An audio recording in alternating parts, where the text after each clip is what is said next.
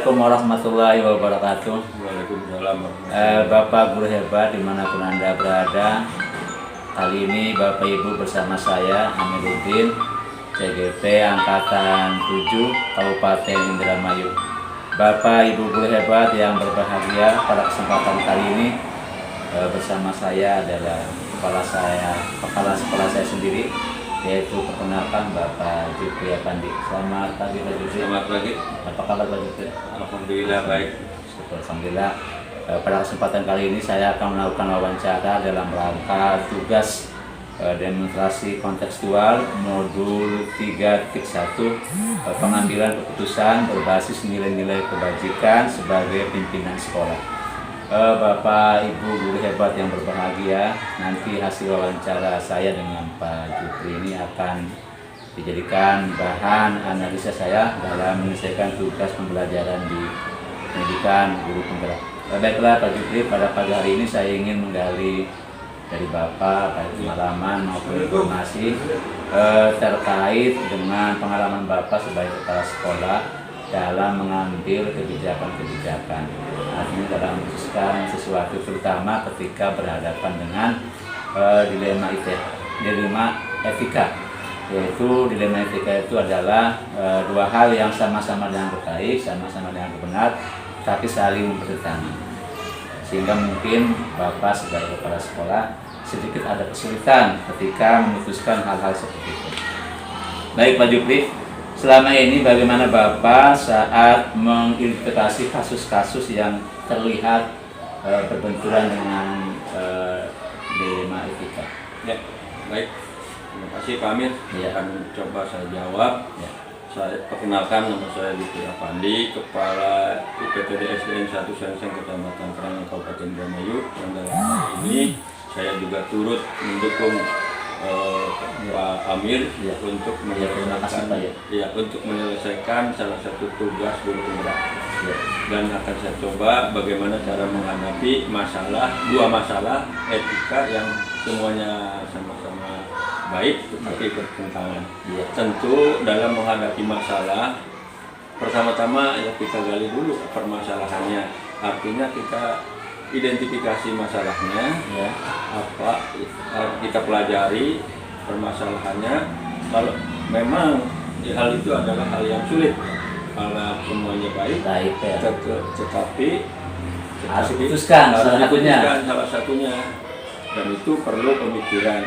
Pemikiran itu kita akan pelajari dulu dari akar permasalahan. Setiap masalah tentu ada solusinya, dan langkah-langkah untuk memecahkan masalah ya diantaranya satu, pelajari permasalahannya, akar masalahnya. Taruhlah kalau dalam dokter medis untuk menyembuhkan penyakit itu kan identifikasi dulu penyebabnya, kemudian setelah dicari permasalahannya dan kemungkinan kalau dua-duanya itu sama-sama baik dan tidak bisa dilaksanakan secara dua-duanya karena bertentangan, berarti otomatis ada salah satu yang diabaikan. Berarti kita ambil satu keputusan dengan mungkin salah satunya kita ambil dari berbagai segi manfaat dan segi-segi lainnya. Manfaat untuk apa? Manfaat untuk warga. Karena kita pengelola pendidikan ya tentunya manfaat untuk warga sekolah, terutama kepada siswa ataupun guru. Dan di samping itu manfaat yang lainnya, apakah masalah itu harus segera diselesaikan atau maksudnya manfaat itu manfaat jangka pendek atau manfaat terutama terhadap murid terutama terhadap murid, kemudian yang menjadi sasaran pendidikan Pak ya. Baiklah, kemudian begini Pak, ketika akan mengambil keputusan, kira-kira prosedur apa yang biasa ditempuh Bapak dalam menghadapi persoalan seperti itu? Ya tadi sudah saya sampaikan bahwa permasalahan itu ada permasalahan yang sifatnya mendesak harus segera diputuskan. Ada permasalahan yang sifatnya agak perlu dimusyawarahkan dengan teman, tetapi sebagai kepala sekolah ada permasalahan yang mesti diputuskan oleh kepala sekolah sendiri, ada permasalahan yang mesti dimusyawarahkan dengan guru Pak ya? dengan guru yang Pertama ya, ya, atau mungkin dengan instansi lain. ya dengan guru atau dengan instansi lain, tergantung masalah tadi. Berat tidaknya? Iya, berat tidaknya, urgen dan tidaknya gitu kan. Iya, Ya, ada yang perlu segera dan memang harus diputuskan gitu Iya. kan. Tentu dengan melihat aturan-aturan yang ada. Iya. Kemudian di antara langkah-langkah yang banyak mungkin tidaknya Pak ya, tadi ada penggalian masalah, Ya. ada kemudian salah pendapat dengan guru-guru atau yang lain. Di antara langkah-langkah kira-kira yang paling pernah Bapak alami, yang paling efektif, yang bisa menyelesaikan masalah apa Pak? Ya, kalau masalahnya itu istilahnya agak waktunya agak panjang, perlu dimusyawarahkan. Yang saya rasa yang paling efektif dengan mempertimbangkan saran pendapat dari teman ataupun warga sekitar. Oh, berarti masukan-masukan. Masukan sebagai bahan pertimbangan untuk memutuskan. Oh iya, baik Pak. Kemudian di antara pengalaman Bapak sekian panjang mungkin ya, berapa tahun Bapak kepala sekolah Pak? Ya, Udah tahun Pak ya? ya saya mulai diangkat dari kepala sekolah tahun 2007. Ya, Akhir tapi belasan tahun ya. Akhir 2000. Itu di antara sekian panjang waktu, biasanya hambatan-hambatannya apa Pak? Ketika mengambil keputusan, kemudian mengalami berhadapan dengan dilema etika, hambatan-hambatannya. Hambat-hambatannya itu yang menjadi bahan pikiran seorang pemimpin itu, yang jadi dilema itu apabila mengambil keputusan, biasanya itu keputusan itu tidak bisa, kadang-kadang ya tidak bisa memenuhi keinginan semua sasaran keputusan. Ada saja yang tidak. Artinya tidak bisa membahagiakan semua orang gitu Pak. Bagaimana? Bukan membahagiakan, memenuhi harapan dari keputusan. Artinya pasti ada yang dikecewakan. Pasti ada yang dikecewakan. Setiap keputusan seperti itu ada ini ada positif negatifnya. Berarti di sini Bapak tantangannya bagaimana keputusannya bisa lebih banyak, bisa mengakomodir lebih banyak, lebih banyak kepentingan. Tetapi tetap melihat aturan yang berlaku. Ya, Tidak bisa kita memutuskan hanya untuk kepentingan bisa memuaskan semua orang ya. dari keputusan tersebut. Kita tetap berpegang pada aturan yang berlaku, terutama masalah aturan pendidikan. Ya. Kemudian selama ini Pak, ada tata kelola Pak? Tata kelola terkait pengambilan keputusan yang sudah baku di sekolah. Tata kelola pengambilan kebijakan. Tata kelola pengambilan kebijakan. Kayak rapat atau gimana Pak? Biasanya. Ketika saat mengambil keputusan. Pak Amir juga ketahui bahwa permasalahan tadi ya, ini tadi kan untuk mengambil keputusan itu, satu kita kaji masalahnya, kemudian setelah kaji masalah langkah-langkah, terus keputusan itu perlu urgen, istilahnya harus segera atau memang ada urgensinya lah, ada waktunya, dan sifat masalah tadi, sifat masalah yang ada yang perlu dimusyawarahkan, ada yang perlu keputusan cepat. Ya, dan itu merupakan kewenangan kepala sekolah. Berarti biasanya di sekolah hanya saya biasanya kalau memang keputusannya tidak segera, yaitu dengan dirapatkan dengan semua guru agar keputusan itu bisa boleh dikatakan keputusan supaya bisa mendekati yang baik. Oh, iya. Jadi yang pasti ada tata kelola rapat ya. Artinya ada rapat yang mungkin bisa langkah-langkahnya di antara melalui rapat, baru kita ambil keputusan. Artinya keputusan itu tidak diambil sendiri Pak ya. Ada sistem berupa rapat, bisa bulanan, bisa bulanan Pak biasanya Pak ya. Rapat rutin bulanan, tetapi sewaktu-waktu kalau ada informasi penting katakannya harus segera dilaporkan atau diselesaikan, tidak mesti menunggu 1 bulan. Kalau tadi persoalan hambatan Pak, satu lagi ada nggak hal-hal yang mempermudah atau umpama pihak-pihak yang seringkali membantu Bapak dalam mengambil keputusan? Oh ya ada, tentu ada. Satu, untuk mengambil keputusan kita lihat aturannya. Kemudian di samping itu dari teman-teman guru, warga sekolah, saran dan pendapat dari teman-teman, dan itu yang bisa membantu kami.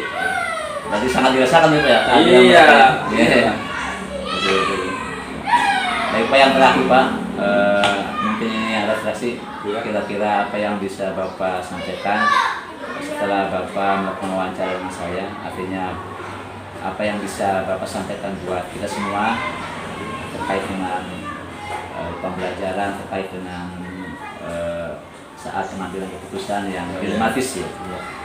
Terkait masalah pengambilan keputusan kepada Kesimpulannya nih Pak ya, kepada teman-teman baik guru penggerak Ya. maupun teman-teman kepala sekolah dimanapun Ya. dimanapun berada, Ya. selamat menjalankan tugas dalam mengambil keputusan, berhati-hatilah. Pertama Pak ya, Ya, berhati-hatian. dan pelajari masalahnya, Ya. lihat dasar hukumnya, Ya. kemudian kalau memungkinkan, ya bukan memungkinkan, minta saran pendapat dari teman-teman guru, warga sekolah, agar keputusan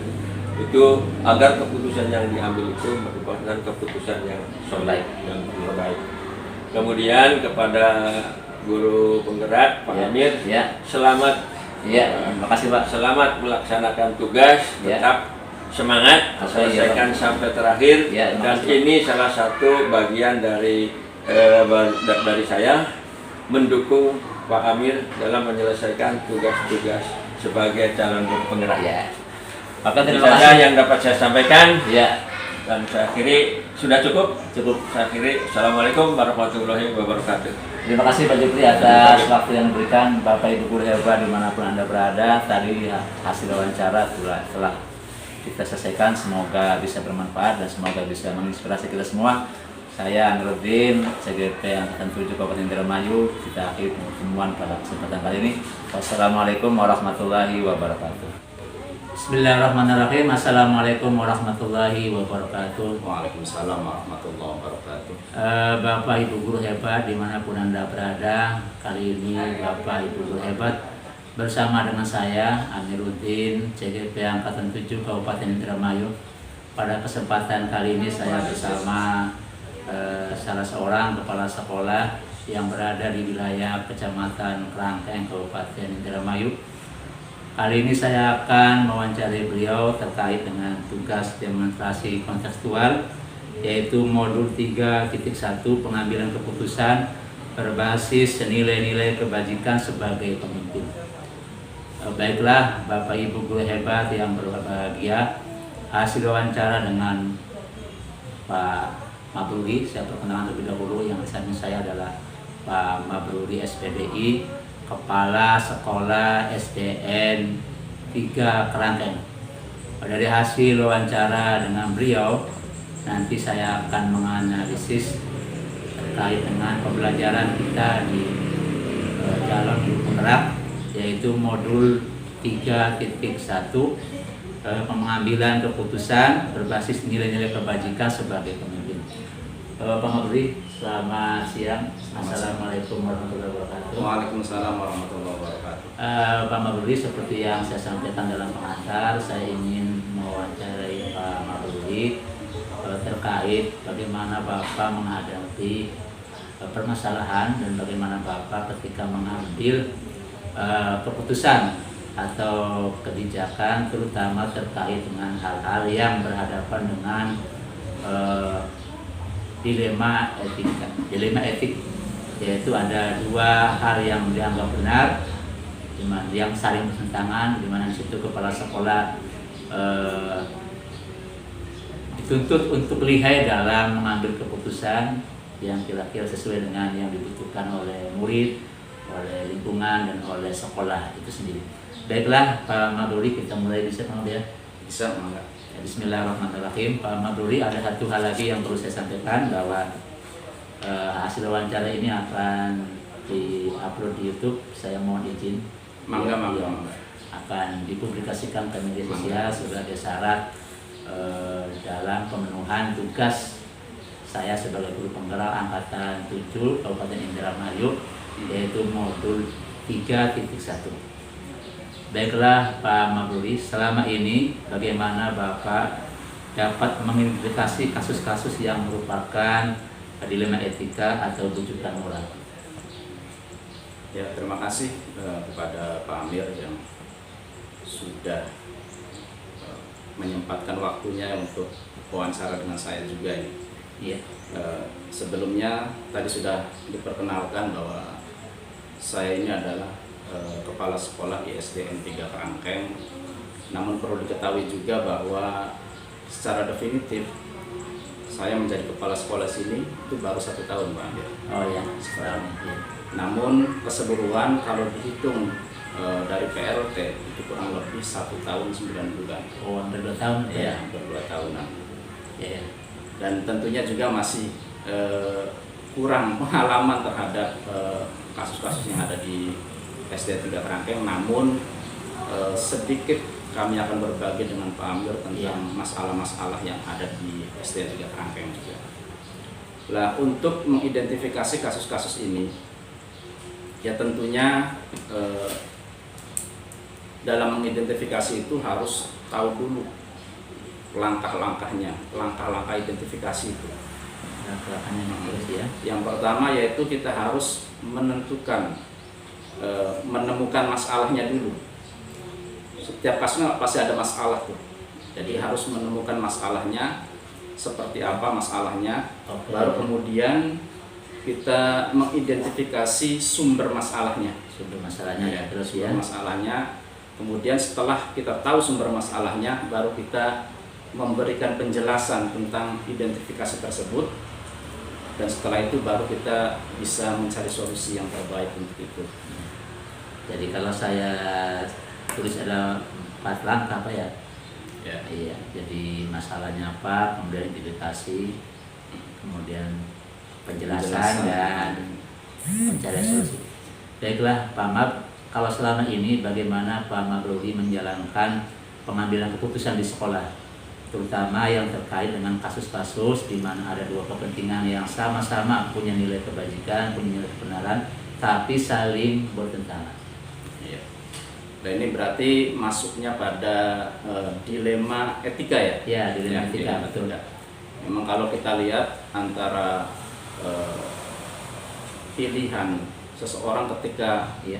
disuruh memilih di antara 2 yang benar, itu agak susah untuk memilihnya. Ya, makanya Sama-sama jadi persoalan benar. ya Pak ya. Iya. Kalau kita bicara salah dengan benar, tentu ada aturan dan norma yang ada sudah diketahui lah. Iya, Kalau iya. salah itu ya pasti ya salah gitu. Kalau persoalannya benar sama benar. Nah iya, permasalahan ini yang sering terjadi di sekolah kita juga terkait masalah bisa dari kedisiplinan guru juga. Iya. Ya, misal contoh seorang guru ketika terlambat datang ke sekolah, misalnya aturan ini jam 7.00 sudah harus ada di sekolah masuk. Iya. Tiba-tiba ada seorang guru yang datangnya 7.30 lah, terlambat. Itu biasanya ketika dimintai kejelasan atau alasannya seperti apa, kadang alasannya ngurus anak dulu segala macam. Iya, Lainnya apa ya? kemanusiaannya ada. Iya, betul. Satu sisi kita harus menerapkan Aturan. kedisiplinan, aturan juga, kemudian keadilannya juga, rasa keadilannya juga, karena memang kalau ada sesuatu yang salah ya harus dibetulkan gitu, harus Iya. diluruskan.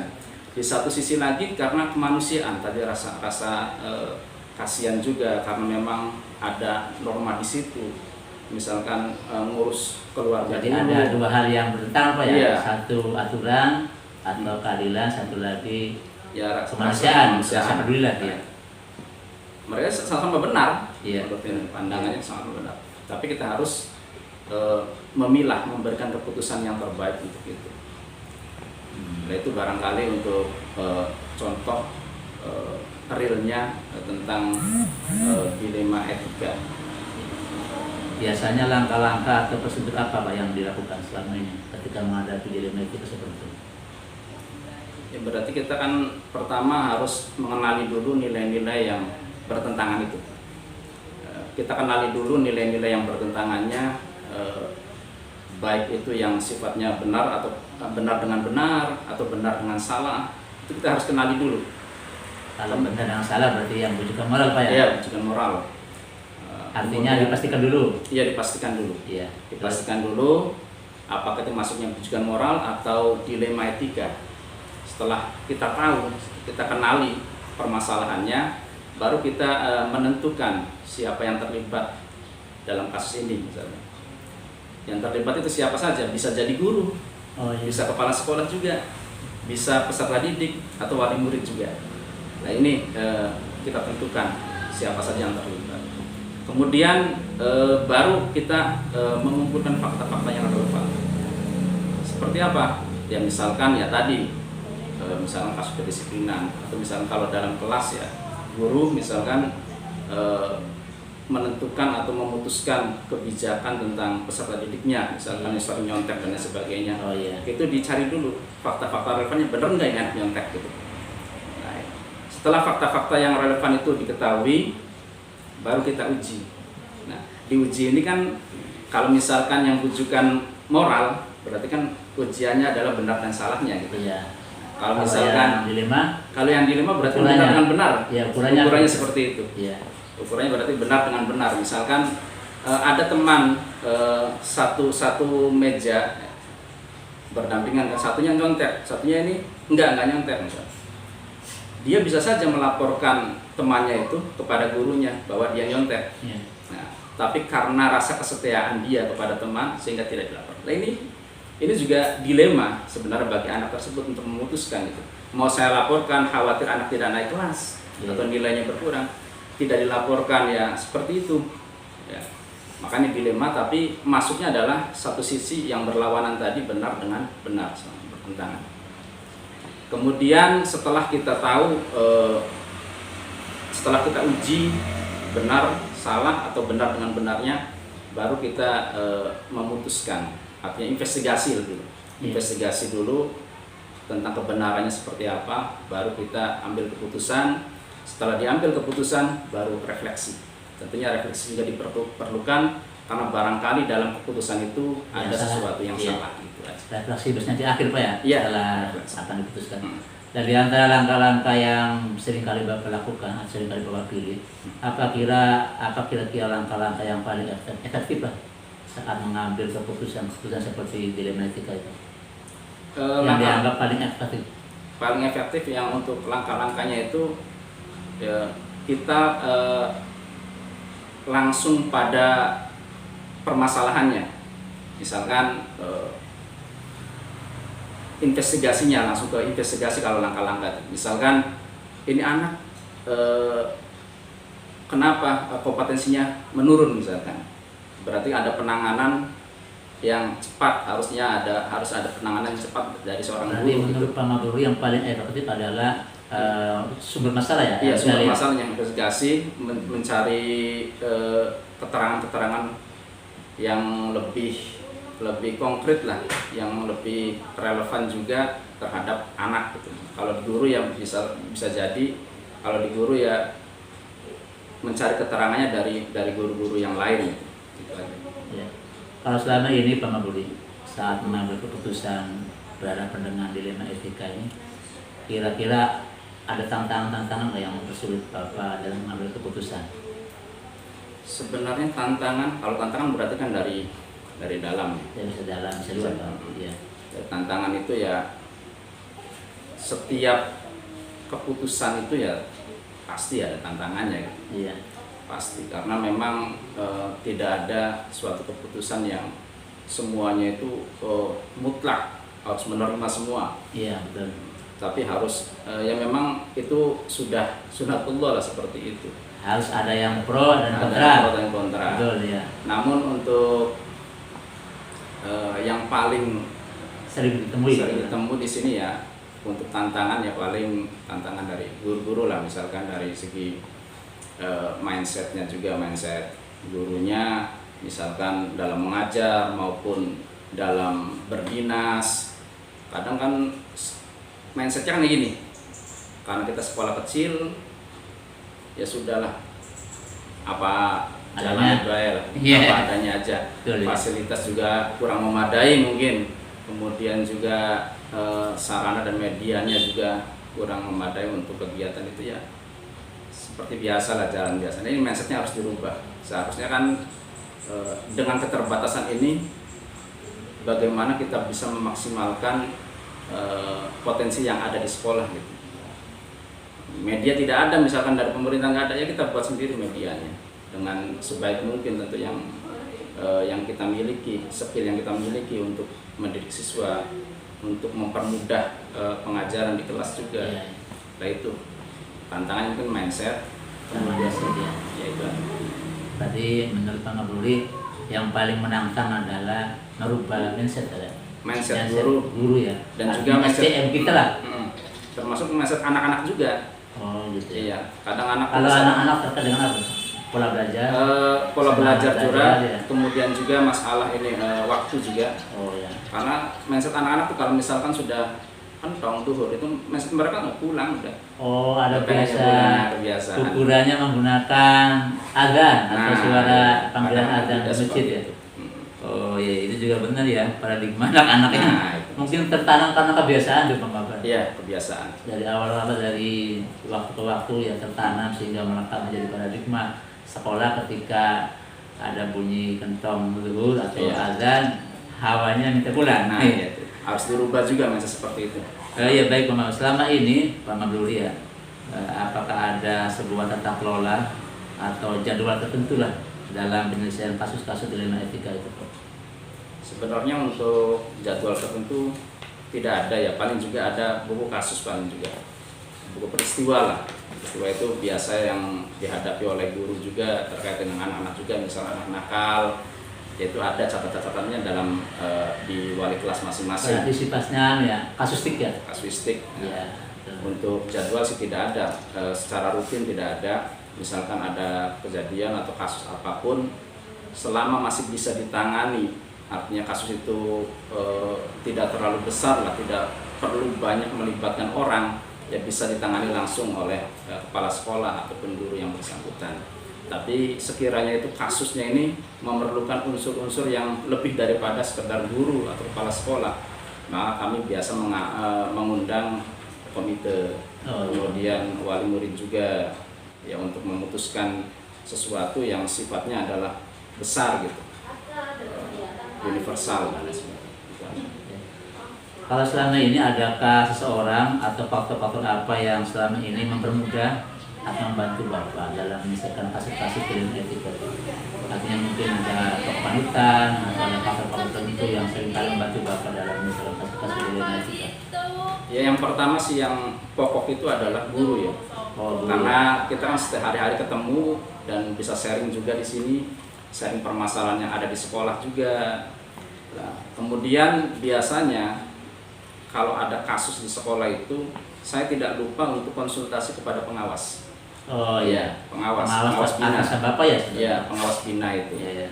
Jadi segala permasalahan apapun yang terjadi di sekolah, biasanya saya itu langsung lapor kepada pengawas.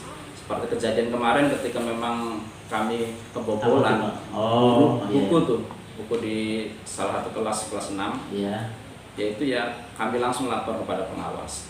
Dan tidak itu juga, kami juga kepada pemerintah daerah setempat, desa terutama daerah ini.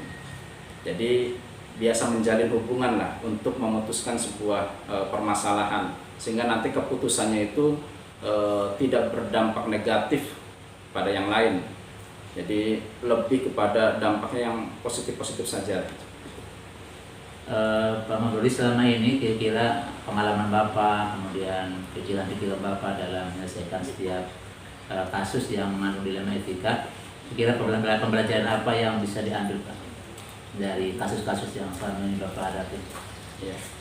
Ya satu, mengenal karakteristik ya mungkin ya, karakteristik guru juga, karakteristik lingkungan juga. Ya kami belajar tentang karakter manusia yang ada dalam wilayah ataupun lingkungan satuan pendidikan di SDN 3 Karangkeng ini. Jadi memahami tentang karakter guru, memahami tentang karakter wali murid juga, dengan masyarakat sekitar juga, karena setiap daerah kan karakternya berbeda. Beda-beda ya. Iya. Sehingga kita harus pelajari itu, dan itu menjadikan pembelajaran buat kita juga. Kedua memang introspeksi juga gitu. Artinya sejauh mana pengetahuan kita, kompetensi kita tentang segala sesuatu yang berkaitan dengan lembaga yang ada, yang kita pimpin gitu. Itu saja sih untuk pembelajaran. Oke, terima kasih Pak Mabruri, sangat berharga Ya. informasinya dan berbagi pengalaman dengan saya. Mudah-mudahan saya bisa mengambil pelajaran dan mengambil banyak informasi dari Bapak. Ya. Baiklah Bapak Guru hebat dimanapun Anda berada, demikian tadi wawancara saya dengan Pak Mabruri SPDI, Kepala Sekolah SDN 3 Kerangkeng, Kecamatan Kerangkeng, Kabupaten Indramayu.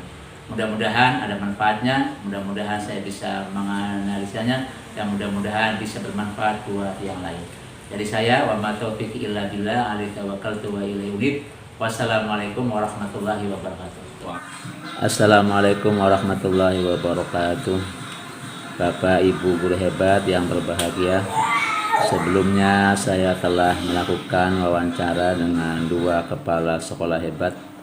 Yang pertama kepala sekolah saya sendiri, yaitu Kepala Sekolah SDN 1 Sreng-Sreng, Bapak Jupri Apandi SPDSD, dan kemudian yang kedua Kepala Sekolah SDN 3 Kerangkeng, Bapak Mabruri SPDI. Baiklah, dari hasil wawancara kedua beliau ini, saya menganalisanya sebagai berikut. Bapak Ibu guru hebat yang berbahagia, sebelumnya sepantasnya kita bisa membedakan antara dilema etika dan bujukan moral. Dilema etika ini terkait dengan benar vs benar, adalah sebuah situasi di mana keduanya benar tapi bertentangan dalam mengambil sebuah keputusan.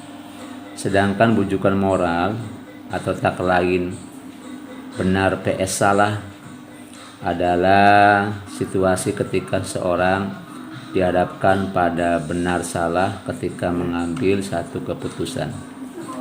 Bapak Ibu guru hebat yang berbahagia, seperti diketahui bersama, secara umum dilema etika itu tak lepas dari 4 paradigma, yaitu individu versus kelompok, rasa keadilan versus kasihan, kebenaran versus kesetiaan, jangka pendek versus jangka panjang. Dari analisa hasil wawancara kedua kepala sekolah, saya menemukan bahwa dalam mengambil keputusan seperti yang kita ketahui bersama, itu sepantasnya dipedomani, yakni berbasis pada hasil akhir, berbasis pada peraturan, dan berbasis pada rasa peduli. Jika diamati dari hasil wawancara 2 kepala sekolah yang sudah saya wawancarai, saya melihat keduanya sangat berpegang teguh pada peraturan yang ada. Peraturan dijadikan sebagai pijakan utama dalam menghadapi dilema etika saat akan mengambil sebuah keputusan. Namun, di samping berbasis pada aturan, Kepala Sekolah SDN 1 Sreng-Sreng, Bapak Jupri Apandi, juga menjadikan masukan pendapat Dewan Guru sebagai pijakan sekunder dalam pengambilan keputusan. Lain lagi dengan Kepala SDN 3 Kerangkeng, Bapak Mabruri SPDI, di mana beliau menempatkan petunjuk dan bimbingan pengawas bina sebagai pertimbangan lain dalam memutuskan kebijakan. Namun demikian, kedua kepala sekolah memandang bahwa ke depan tata kelola pengambilan keputusan perlu ditetapkan secara berskala, sebab selama ini di sekolah yang beliau ampuh, pengambilan keputusan biasa dilakukan secara kasuistik. Kemudian Bapak Ibu guru hebat yang berbahagia, dalam menguji sebuah keputusan, menurut Bapak Jupri Apandi SPDSD, sepatutnya dipertimbangkan cakupan manfaat dari keputusan yang akan diambil. Artinya, ambil keputusan yang bermanfaat bagi orang yang lebih banyak. Walaupun diakui oleh beliau bahwa seseorang pengambil keputusan atau pengambil kebijakan seperti pimpinan di sekolah tak akan mungkin bisa menyenangkan semua pihak atau semua orang. Sementara menurut Pak Mabruri SPDI, lebih melihat pada proses pengambilan keputusan, yakni sepantasnya keputusan diambil setelah dilakukan identifikasi masalah, menggali fakta, menimbang masukan, dan memadukannya dengan nilai-nilai kebajikan yang berlaku. Bapak Ibu guru hebat yang berbahagia, dari pembicaraan dan wawancara dengan kedua kepala sekolah tadi, saya mengambil pelajaran dan hikmah dan pelajaran ini akan diwujudkan dalam komitmen diri saya. Yang pertama, bahwa mengambil keputusan di hadapan dilema etika itu tidak mudah. Sebab itu saya bertekad akan selalu berpedoman dengan prosedur dalam pengambilan keputusan, seperti yang telah saya pelajari dari modul 3.1 pengambilan keputusan berbasis nilai-nilai kebajikan sebagai pemimpin. Kedua, dalam setiap pengambilan keputusan, saya akan selalu mengedepankan apa yang menjadi kebutuhan belajar bagi murid. Ketiga, mengambil keputusan itu wajib mendengarkan masukan, pendapat, kritik dari siapapun. Demikian Bapak Ibu guru hebat, sekedar analisa setelah saya mewawancarai dua kepala sekolah yang hebat-hebat, dan alhamdulillah tugas demonstrasi kontekstual modul 3.1 ini bisa diselesaikan. Dari saya cukup sekian, mohon maaf bila ada kekurangan. Wa ma taufiqi illa billah, alaihi tawakkaltu wa ilaihi unib. Wassalamualaikum warahmatullahi wabarakatuh.